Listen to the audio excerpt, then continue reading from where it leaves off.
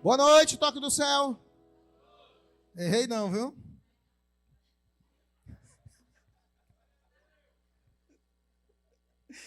Glória a Jesus, glória a Jesus. Gente, que coisa boa estarmos juntos mais uma vez aqui, celebrando tudo que Deus já tem feito através da nossa igreja, através da vida de cada um de vocês. Eu olho para vocês e vejo rostos aqui conhecidos, aqui na obra, colaborando, orando conosco, pessoas que estão nos visitando hoje. Muito obrigado por você estar aqui, pessoas queridas que a gente ama.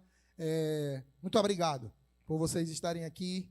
E eu espero que vocês tenham paciência de me ouvir até o final dessa mensagem, porque disseram que eu tenho só 35 minutos, mas eu acredito que vou precisar só de uns 60 e vai dar tudo certo, tá bom? Eu quero começar essa mensagem de hoje, e quem está acompanhando a nossa igreja nas redes sociais já está sabendo do que nós vamos falar. Nós vamos falar sobre valores inegociáveis. Diga, valores inegociáveis. Porque tem coisa que dá para a gente negociar, mas tem coisa que não dá, não. Tem coisa que a gente tem que bater o pé, a gente fica no prejuízo, a gente se quebra, se arrebenta, mas não negocia. Isso não é orgulho, isso é princípio. Amém? Tem gente que por orgulho não negocia muitas coisas. Mas por princípio nós podemos passar por qualquer coisa, mas não negociamos os princípios da palavra de Deus, os princípios éticos e morais que nós aplicamos na nossa vida, que nós cremos das nossas crenças. A palavra de Deus ela é recheada de textos, todos eles são fantásticos, mas todo mundo se apega. Há muitos textos que dizem assim, aquele texto eu me identifico com ele. Quem é assim? Levanta a mão. Quando ouve aquele texto, você se identifica com ele. Tem alguns textos na palavra que eu considero poderosíssimos. Por exemplo, Deus fala profundamente comigo em Isaías capítulo 41, verso 10. Diz assim, não temas, porque eu sou contigo, não te assombres, porque eu sou teu Deus, eu te fortaleço, eu te ajudo, te sustento com a minha destra fiel. Então eu gosto muito daquele texto.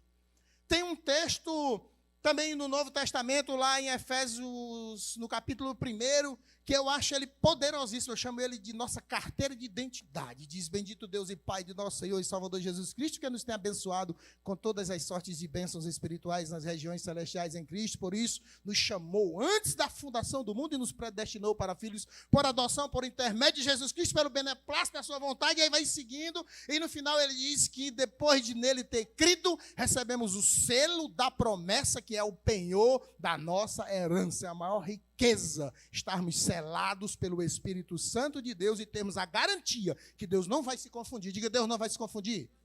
Olha para a pessoa que está ao teu lado e diz, Deus não vai se confundir. Naquele dia, Ele te pega. Ixi, eu vou falar de uma forma mais leve, né, gente? Naquele dia, Ele vai te levar para o céu. Amém? Porque sim, Ele vai voltar. É por isso que nós estamos aqui, para pregar essa palavra que diz que Ele morreu, que Ele ressuscitou. Nós hoje rememoramos, trouxemos à memória através da ceia a morte de Jesus Cristo e, acima de tudo, a sua ressurreição, garantido pela sua palavra de que Ele um dia vai voltar. E não voltou ainda por quê? Porque está preparando o melhor lugar para você, filho. O melhor lugar Ele está preparando. Isso está escrito em João capítulo 14. Eu vou para preparar um lugar e quando eu voltar, eu levarei para quê? Onde eu esteja, estejais vós. Ele vai voltar, vai nos levar para morar com Ele. Olha que coisa boa. Então tem muitos textos que são poderosos na palavra de Deus.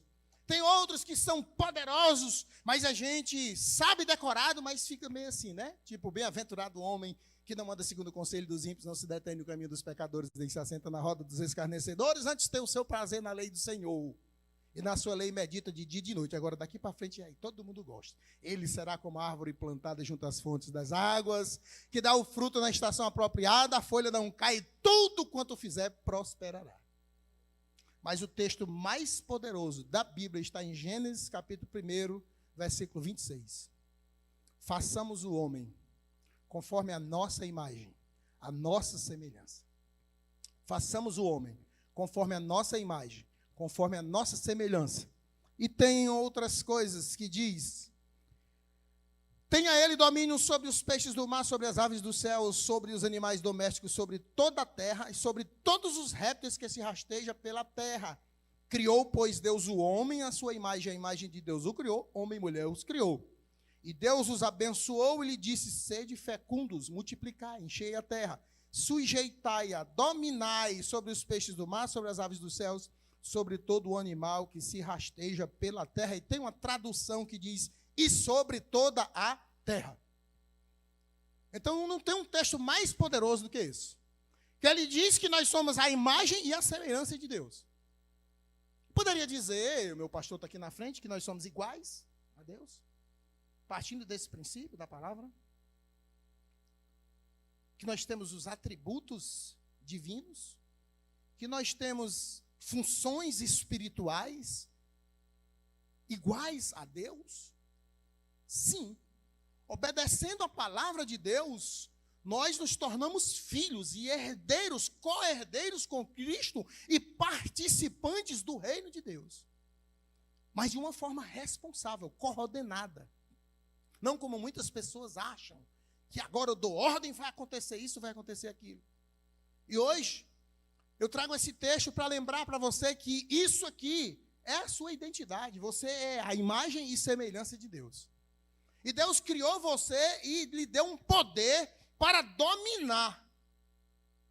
Para dominar. Dominar seu raciocínio, sua inteligência, sua sabedoria, seu achismo, sua autoridade, seu conhecimento e as outras coisas que estão ao seu redor.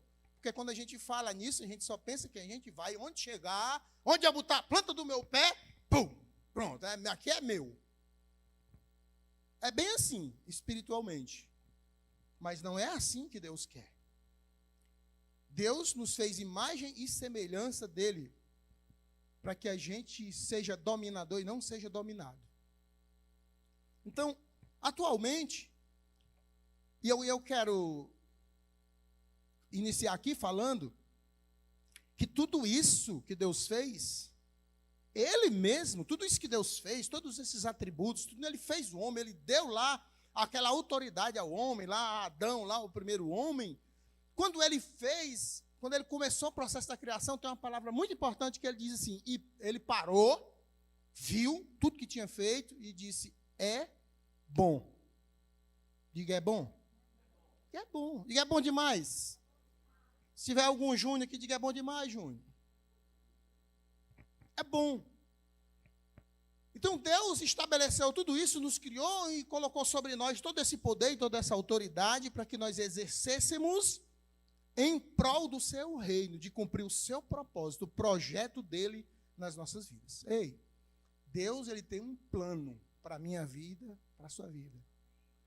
O meu pode ser bem diferente do seu, mas Deus tem um plano. Ei, Mazinho, Deus tem um plano na sua vida, Deus tem um propósito. Nada que aconteceu é à toa. Ei, Wagner, nada é por acaso. Tudo é por um propósito de Deus. Ei, mister, nada é assim de qualquer jeito. Não é porque aconteceu, não. É porque Deus fez acontecer para um propósito, um projeto. Coisas que às vezes você não entende, mas Deus fez algo, cada um com o seu propósito. A Bíblia diz que nós somos um só corpo, mas nós somos muitos membros, então nós podemos agir e atuar de formas diferentes, recebemos dons diferentes uns dos outros, mas no final todos esses dons vão se juntar em um organismo só, um corpo só, chamado igreja, para que Cristo seja o cabeça, para que ela domine realmente sobre a terra, como está escrito aqui na palavra. Hoje nós falamos sobre valores inegociáveis. E dentro desses valores inegociáveis de Deus e que devem fazer parte da nossa cultura de vida, estão três coisas que a gente vai conversar aqui. Valores inegociáveis. Os valores de Deus, eles são eternos. Nós vivemos atualmente um período, um tempo de inversão de valores. Sincretismo religioso, secularismo, a relativação das coisas, os conceitos éticos. Por isso nós precisamos refletir sobre princípios inegociáveis instituídos por Deus. Infelizmente o mundo, o diabo e o homem trabalham contra isso. E tem mudado coisas que Deus criou para serem conservadas na nossa vida, para que fossem praticadas por nós. Os valores de Deus, eles são eternos. Deus criou e tudo que Ele criou é bom. Em Gênesis capítulo 1, verso 31, diz, viu Deus tudo quanto fizeram e eis que era muito bom. Diga muito, então é bom demais. Amém? Viu Deus que era tudo bom. Gênesis 1:31. Tudo que Deus criou é eterno. Diga eterno. Tudo que Deus criou é para ser eternamente. O homem é eterno. Ele vai morrer um dia, mas um dia ele vai ressuscitar. Assim como Jesus ressuscitou, a promessa dele é que nós também ressuscitaremos. Ressuscitaremos com Cristo. Tudo que ele criou durará eternamente. Em Eclesiastes capítulo 3, verso 14 diz: sei que tudo quanto Deus fez durará eternamente. Nada se lhe pode acrescentar e nada se lhe pode tirar. E isto fez Deus para que os homens temam diante dele. Temam diante dele. Deus, ele fez tudo isso e tem uma coisa, Deus, ele vela pela sua palavra. Ele honra a sua palavra. O que ele diz está dito. O que está escrito na Bíblia está escrito e não pode ser mudado. O que a Bíblia diz que é certo hoje e amanhã, foi ontem e será eternamente. O que a Bíblia diz que é errado hoje, amanhã, foi ontem e será errado eternamente. Ele não muda, porque Deus não é homem para mudar. Em Deus não há mudança e nem sombra de variação. Nós mudamos. Fazemos planos e depois vemos que sonhamos um pouco alto demais, que o poder não era tanto, e a gente muda, ou então a gente acha que tem algo melhor, mas Deus não. Ele fez tudo de forma correta, imutável e eterna. Ele não muda. Em Malaquias capítulo 3, verso 6 diz: porque eu, Senhor, não mudo, por isso vós, os filhos de Jacó, não sereis consumidos. Deus não tem variação, mudança de opinião, a sua vontade é perfeita, é boa e é agradável. Tudo que Deus criou é bom, é perfeito e é agradável. Se tem coisa ruim acontecendo, pode ter certeza que a culpa não é de Deus. Provavelmente é nossa. Tem um texto que diz assim: de que se queixas, ó pecador? Queixe-se cada um dos seus próprios pecados. Só que muitas vezes,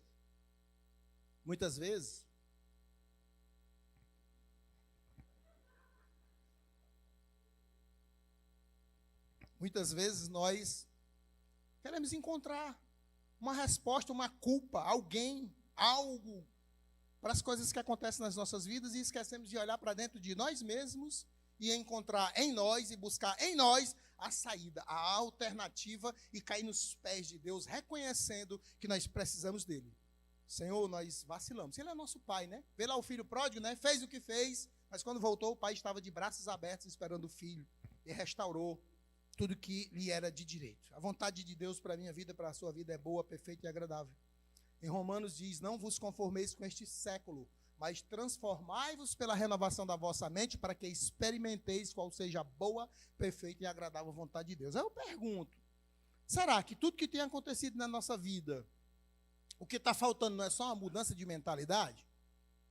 Não é só uma forma da gente enxergar, da gente se conduzir nas situações, nas coisas, nas decisões, na vida? Por quê? Porque se a gente não se conformar com este século, se a gente não se conformar com isso que está acontecendo no mundo, e a gente buscar a Deus, a Bíblia diz que nós vamos experimentar a vontade dele, que é boa, diga boa, perfeita, diga perfeita, e agradável. Você para pensar numa coisa boa, perfeita e agradável? Uma coisa boa, perfeita e agradável. Vamos uma área da sua vida, na área financeira. Um emprego com um salário de 20 mil reais. Eu sei que aqui tem gente que ganha bem mais do que isso, né? Recebe, irmão. Aí você está pensando que isso é uma coisa boa, perfeita e agradável, e Deus está pensando de 100 mil para frente. Receba também. A Bíblia diz que nada é possível aquele que crê. Tudo é possível aquele que crê. Nada é impossível. Muito bem, irmã. Ainda bem que tem crente aqui, ó, os bereanos.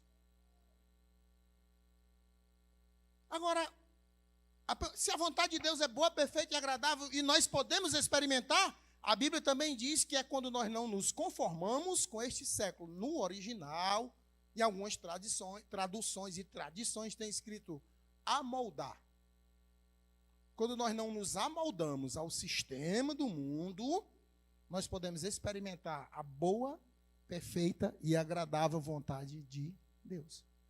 Porque, meu irmão, daquela porta para fora, 90% das coisas vão te chamar, te convidar de forma bem apelativa, convincente emocionalmente para você não seguir princípios de Deus.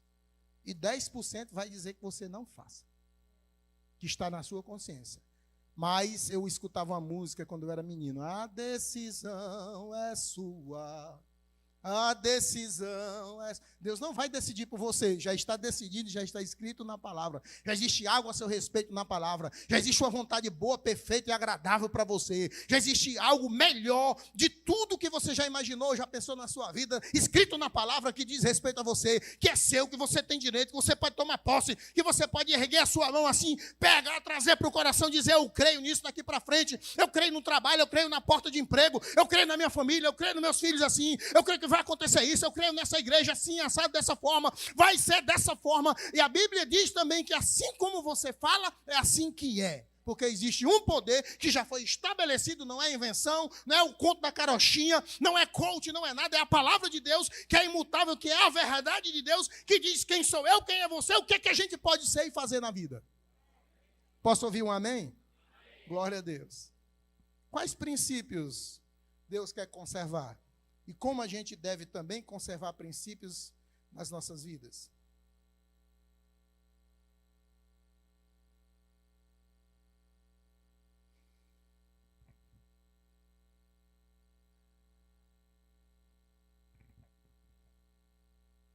Valores e princípios criados por Ele.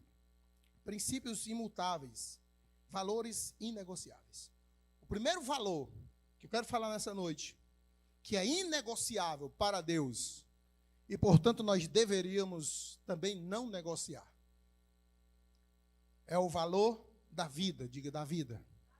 Da vida. É o valor da vida. Por mais que você olhe para dentro de você e veja algo que não tem valor, por mais que você se sinta desprezado, por mais que você se sinta nada, que você se sinta ninguém, a metade do nada, a segunda pessoa de ninguém, que você acha que não tem valor, a Bíblia diz que existe um valor tão poderoso na sua vida, que Deus foi capaz de olhar para você, com todos os desfeitos que você conhece, com todos os seus pecados de estimação, com todos os pecados que você decidiu: eu vou pecar, e acabou essa conversa, porque isso é uma verdade. Ninguém peca por acaso, a gente peca porque quer pecar, porque é levado pelo emocional, porque quer viver aquilo. Por mais que você olhe e diga: não, realmente não dá, eu mesmo, esse que está aqui, Aécio, eu olhava para mim quando eu comecei a entrar na igreja: não pode, como é que um derro desse vai querer uma pessoa ruim como eu? Porque pense num cabra ruim, só quem me conhecia nessa época era minha mulher, o cabra era ruim. Eu olhava para Jesus e eu acho esse Jesus esquisito. O cara gostar de um cabra ruim como eu, dizer que me ama, que morreu na cruz por mim. Pois é, meu irmão. Por mais que você seja quem você for, Deus foi capaz de olhar para mim, olhar para você, amar você de tal maneira, valorizar você de tal maneira, que disse: ele vai morrer pelos pecados, com os pecados dele, e se ele morrer, não tem salvação, não tem vida eterna, então eu vou morrer no lugar dele. Aí ele pegou o filho dele e mandou lá para morrer no meu lugar e no seu lugar. Então existe valor, como aquele louvor que diz: você tem um valor, o Espírito Santo se move em você, Deus vive em você, por isso você tem um valor, e você vai entender isso agora. Deus disse: façamos o homem à nossa imagem, conforme a nossa semelhança. Então o primeiro valor preservado por Deus, que deve ser preservado por mim, por você, é da vida. Da vida humana. Deus criou o homem para que ele tenha domínio, não para ser dominado, como eu já li no texto. Tudo que altera este princípio vai contra a vontade de Deus. Tudo que disser contrário, que você tem um valor, que Deus estabeleceu um princípio pela sua vida, você é a imagem e semelhança dele. Tudo que diga ao contrário não é de Deus. Tudo que desvalorize, qualquer conceito que desvalorize a sua vida, a sua pessoa, não agrada a Deus. Agora o diabo, ele tem ódio de mim, de você, do ser humano. Por quê? Porque só nós somos semelhantes a Deus, o diabo não. Amém? Vocês estão entendendo, gente? Eu estou achando vocês meio assim.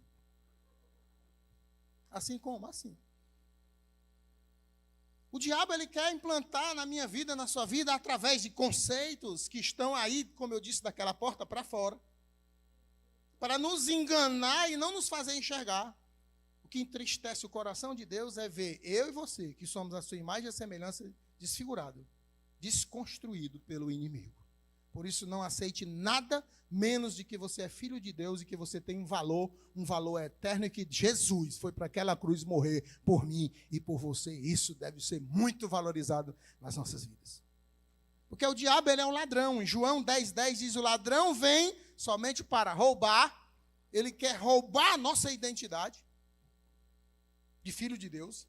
Ele veio para matar, ele quer matar o projeto de Deus na nossa vida, porque não pode mexer com Deus, ele vai mexer conosco. E ele quer destruir a nossa vida espiritual, nos colocando sempre nos 90% daquela porta para fora. O que a sociedade diz, o que o sistema está dizendo, aí está tudo evoluído. Pai, você é muito atrasado, você tem que mudar. Eu digo, mudo nada, meu irmão. Está bom demais, a vontade de Deus é boa, perfeita e agradável. Você acha que eu vou querer outra vontade, querido? Passa de reto, Satanás. Deixa eu caminhar no meu caminho. Se quiser vir comigo, vem que eu te amo. Mas se não quiser, corra. Porque senão você vai cair, porque eu vou orar.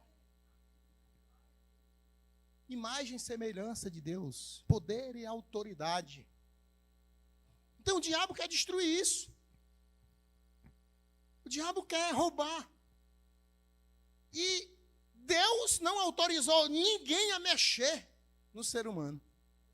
Nem no tempo de vida. A própria Bíblia diz, eu acho que está em 1 Samuel, não, em 1 Samuel, capítulo 2, verso 6, diz assim: Deus tira a vida e dá, faz descer a sepultura e faz subir a ele. Ele é o dono da vida, ele manda, ele criou. Ninguém tem o direito de interferir no tempo do homem. O homem vai viver, a Bíblia diz, 70 a 80. Que passar disso é câncer e infarto. Pode chegar aos 100? Pode. Vai embora, jogar bola ali, né, Yuri? Para ver se rola. Vamos fazer uma caminhada ali. Não rola, meu irmão, é câncer e enfado. Então, foi assim que Deus fez. O tempo está estabelecido por ele. Essa pessoa tem um valor. Ele não tinha, mas ele tem um valor. E como foi que Deus fez, pastor? A Bíblia diz que ele formou o homem do pó da terra. A Bíblia diz que Deus queria relacionamento.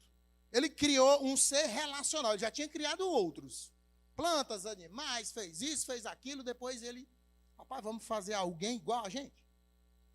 Eu fico pensando nessa reunião, né? Jesus, Deus e o Espírito Santo. Sim, porque eles estavam lá no princípio, Gênesis capítulo 1, o princípio que criou Deus os céus e a terra. A terra era sem forma e vazia, o Espírito de Deus pairava por sobre a face das águas, e disse Deus, façamos isso, e foi fazendo. Então, a reunião lá da Trindade, Deus Pai, Deus Filho e Deus Espírito Santo, e diz, vamos fazer alguém igual a gente. Igual. Ele vai dominar, vai fazer isso, né? Como diz o Cláudio Duarte, deu nome aos bichos. E o nome que ele deu, acabou-se, deu, está dado. Não mudou. Lá na frente a Bíblia começa a citar o nome dos animais. E como foi que ele fez? Ele formou do pó da pedra, do pó da terra. Olhou. Não, peraí. Vamos mexer mais um pouquinho. Tem que ser mais bonito ainda. Tem que parecer com a gente. O bichinho está meio feioso. Vamos. Ajeita aqui o barro, menino. A mulher está ali olhando para cá, bichinha.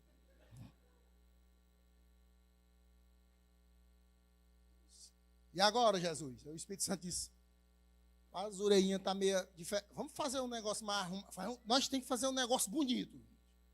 Tem que ser um negócio bonito, fantástico. Nem diz aquele humorista. Tem que ser fenomenal, tem que ser algo incrível, algo que domine tudo, algo que tenha domínio sobre todas as coisas. Tem que ser realmente uma essência nossa. Está aí o bonequinho, tá, mas não está.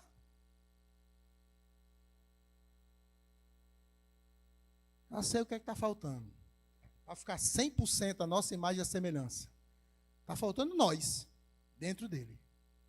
Está faltando o fôlego de vida.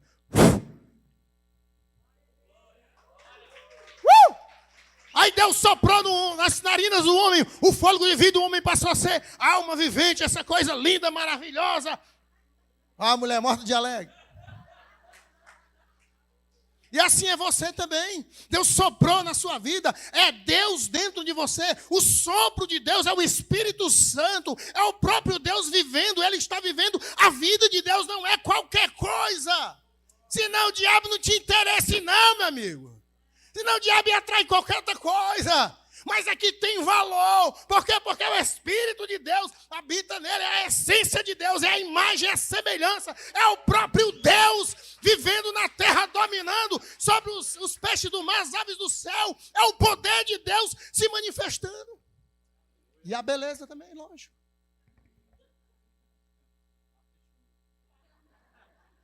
Eu estou só garantindo o jantar, filho. Desde 2 horas da tarde que eu estou aqui.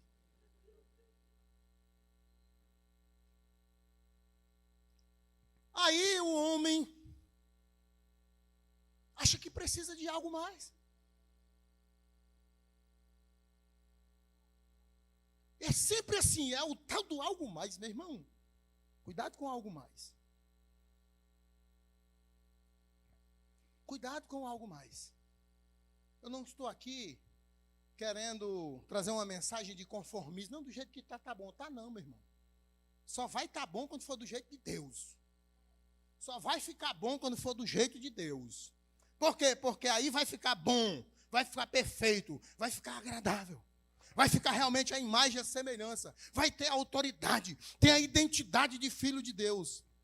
Aí sim, onde ele for, ele prospera. Onde ele levantar a mão, algo acontece.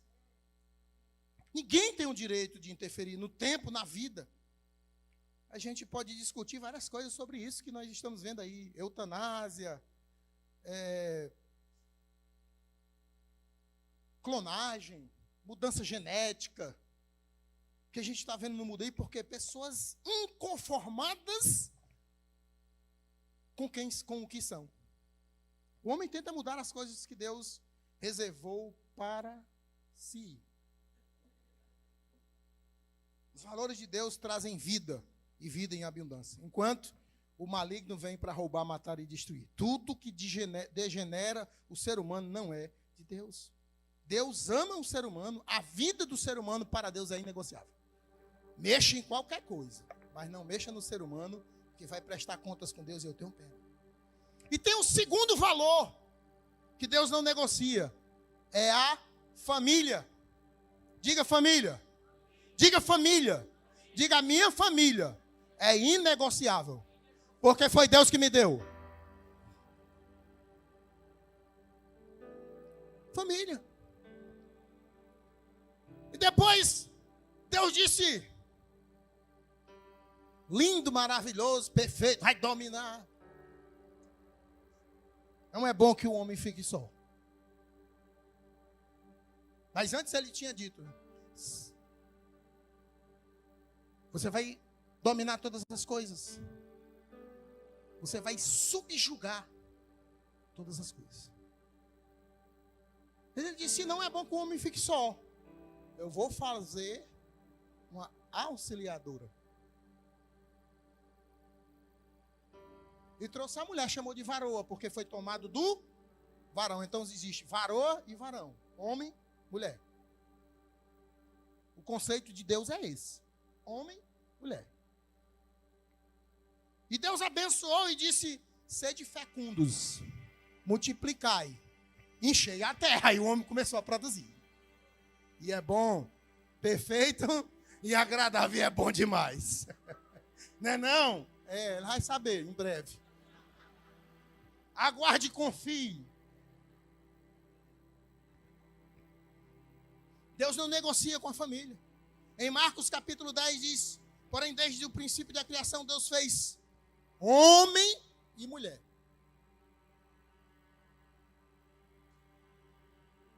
Por isso o homem deixa seu pai e sua mãe, se une à sua mulher, os dois são um só corpo.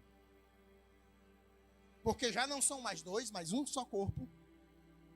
E o que Deus uniu não separa o homem. O que Deus uniu não separa o homem. Esse princípio é imutável. Deus criou a humanidade, o homem, para viver em família. E, nesse momento, Deus instituiu a família. Imutável.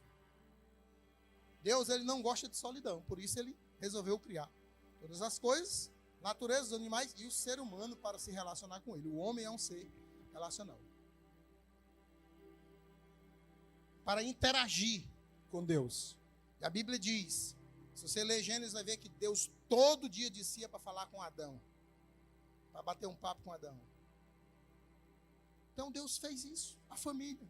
E a família tem sido atacada de maneira constante. A apologia ao divórcio, da vida desregrada, descompensada, desmedida, sexo livre tem sido o principal aliado do diabo para desvalorizar a família. Enquanto isso, surge uma geração sem referência de união familiar, com pessoas desapegadas pelo próximo, sem amor.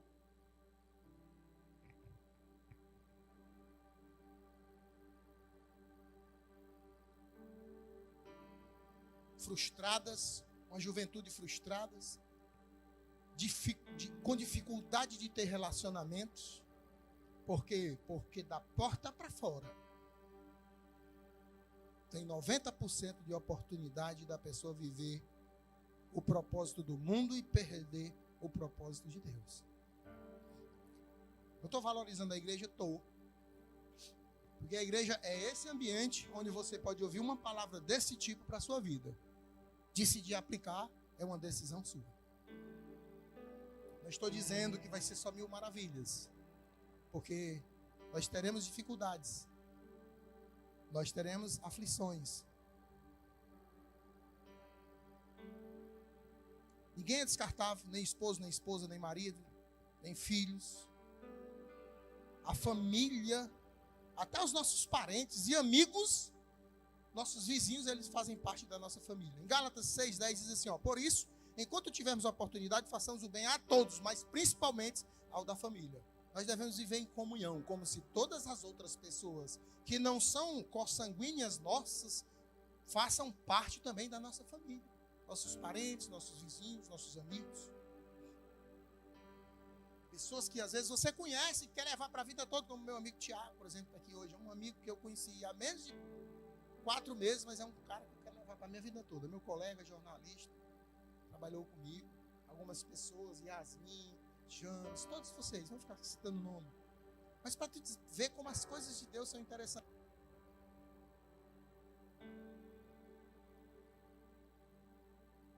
Isso aí eu já sei, que é eles para avisar que o tempo está passando, né? Sabe de... A família é a primeira instituição criada por Deus. Deus a juntou, não separou. Malaquias capítulo 2, verso 16 diz que Deus odeia o repúdio. É aquele que cobra violência. Ele diz, cuidai de vós mesmos e não sejais infiéis. Quando você abandona princípios de Deus, você é infiel. Quando você abandona princípios de Deus, você provavelmente vai abandonar princípios dentro da sua família. E aí você também é infiel. E quando você começa a abandonar princípios de Deus e princípios na sua família, você começa a abandonar também princípios na sua vida em sociedade. E você também será infiel em sociedade. Eu desconfio de toda pessoa que é infiel a Deus e infiel à família. Por experiência própria. Gálatas diz que Timóteo, capítulo 5, verso 8, 1 Timóteo diz que qualquer que descuidar da sua família, dos da sua casa, é pior do que o descrente. Deus ama a família, ninguém pode mudar isso. O inimigo tenta a todo custo destruir, porque a família é um projeto de Deus. Quando Deus fez a promessa para Abraão, isso está escrito lá em Gênesis, acho que 22, Gênesis 22, né, aquele encontro de Deus com Abraão, ele diz, sobre a tua descendência serão benditas todas as famílias da terra. Sobre a família serão benditas todas as famílias da terra. Quando Deus chama Abraão, faz aquele pacto com Abraão, faz uma mudança na vida de Abraão. Mas tem uma terceira coisa que Deus não negocia. Um terceiro princípio, um terceiro valor inegociável. O primeiro é vida, diga vida. O segundo é família. Deus criou a vida, criou o homem, colocou dele dentro do homem. E dele ele multiplicou para uma grande família.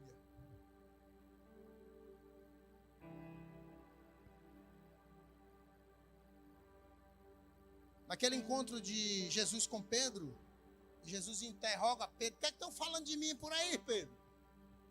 Quais são as fofocas aí do dia? Aí Pedro disse: rapaz, uns dizem que tu é um profeta, outros dizem que tu é Elias. Aí Deus diz assim: e você? Aí Deus pergunta para mim e para você: e você? O que diz que eu sou?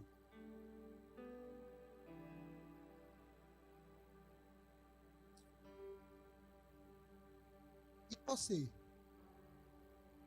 O que diz que você é?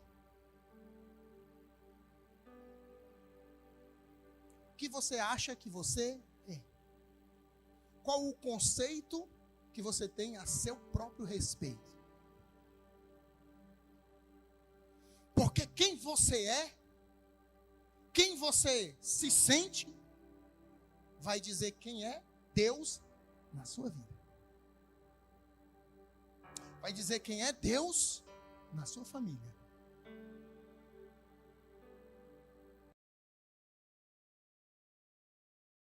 Como Gálatas fala sobre as pessoas ao nosso redor, família, e as pessoas ao nosso redor formam o que Deus chama de igreja.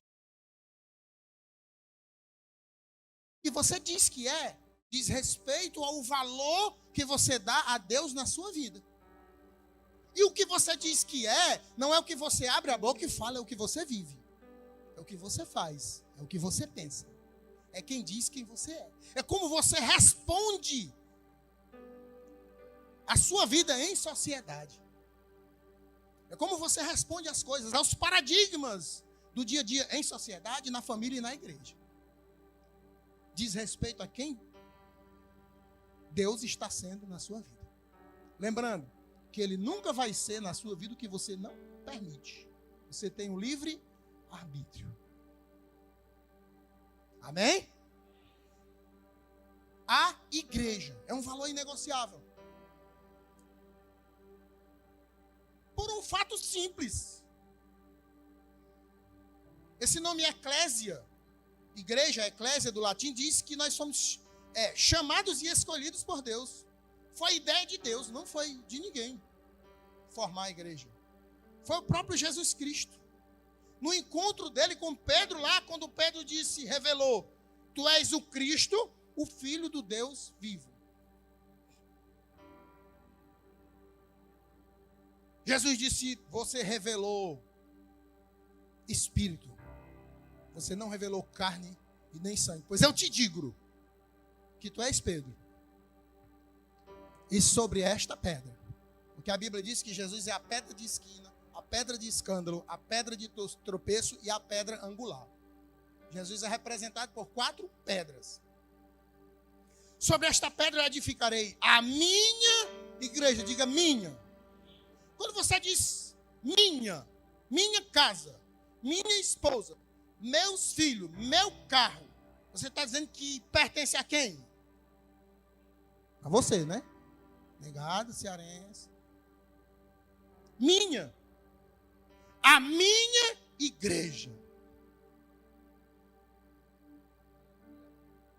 Eu edificarei a minha igreja, e as portas do inferno não prevalecerão contra ela.